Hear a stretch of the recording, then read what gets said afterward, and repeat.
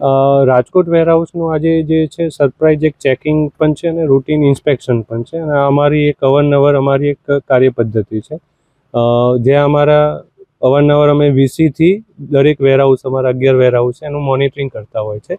પણ ક્યારેક કોઈ અમારા કી પરફોર્મન્સ ઇન્ડિકેટરમાં ડાઉનગ્રેડેશન આવતું હોય અમે રૂટીન ક્યારેક સપોર્ટિંગમાં કે એડવાન્સ જાણ કરીને પણ આવતા હોય છે, ક્યારેક સરપ્રાઇઝ પર રૂટીન ઇન્સ્પેક્શન કરતા હોય છે. તો મારી જોડે બીજા પણ અમારા એડમિન પાર્ટ છે, ફાઇનાન્સ પાર્ટ્સ, આઈટી પાર્ટ્સ, એ બધાની એક સંયુક્ત આજે વિઝિટ છે.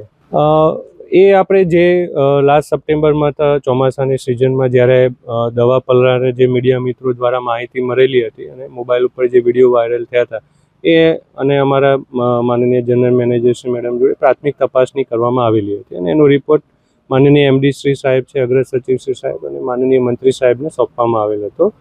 અને એમાં જાણવા મળ્યું કે જે દવા હતી બીડર દ્વારા સપ્લાય થતી એના ટ્રકમાં જ પલરી ગઈ હતી, આપણી કોઈ દવા એમાં પલરી નથી.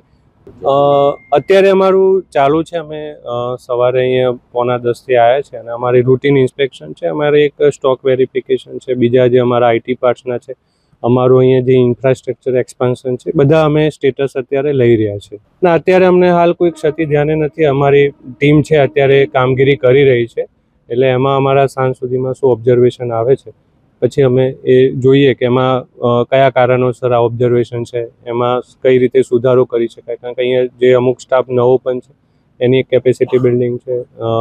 લાસ્ટ ઇન્સિડન્ટ પછી આપણે અહીંયા રેગ્યુલર કર્મચારી મૂક્યા છે અને એમનું પણ અહીંનું જે નવું કામ છે તો એ બાબતે એમના પણ અમે પ્રશ્નો સોલ્વ કરીશું.